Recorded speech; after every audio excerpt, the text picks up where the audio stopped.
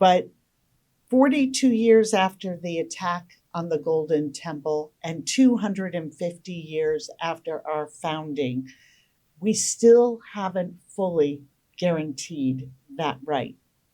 And Sikh Americans continue to face a vile campaign of violence and injustice. And yet this community remains courageous and resilient.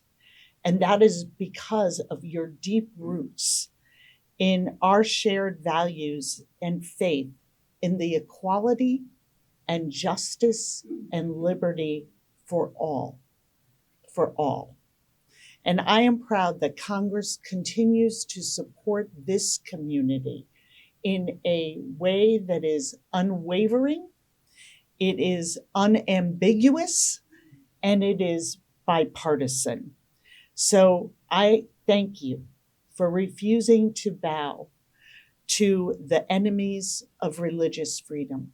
We founded this caucus years ago because we know that there was discrimination, and this was our opportunity to give them a voice in our communities and obviously here in Washington, D.C. And we've worked on so many different issues. We continue to work together in a bipartisan fashion to try to bring some issues to a close here. Obviously, things that we've done with the FBI, with the way that people were targeted, and even being able to serve in our military and practice their religious beliefs. So many different things that we focused on, but I know there's still so much more for us to address. And transnational terrorism is something that we're all paying attention to and getting our briefings on and continuing to be a voice for. But proud to be here, proud to work with all of you. You know, we continue to address the issues of transnational repression, trying to make sure that people are able to be safe in our communities and to be able to participate in all of our civic and economic life. And a remarkably important event on the 250th anniversary of our nation's independence.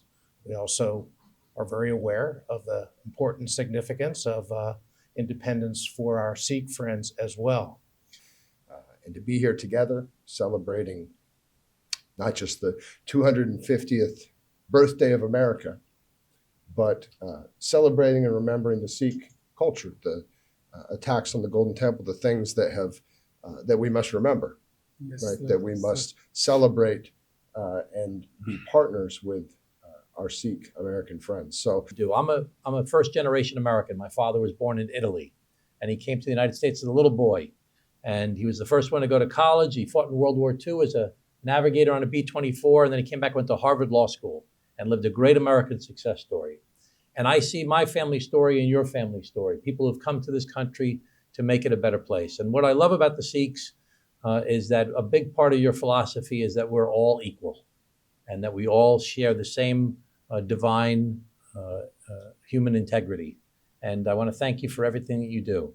And I will always, I'll always try and remember as much as I can about your religion. I look at your bracelets and your turbans, and you don't cut your hair. You got a sword, and thank you so much for everything that you do. And let's keep on working together to make this country a better place as you and your families contribute to it, while never forgetting your native land and your culture and traditions from where you came from. I want you to know I went to Pakistan last year. Did you know that? I went to Pakistan and I went to Kartarpur. I would also like to take a moment to remember the events of the Golden Temple in 1984. Today, we honor those who suffered, remember those who were lost, and recognize the lasting impacts the event continues to have on the Sikh community around the world.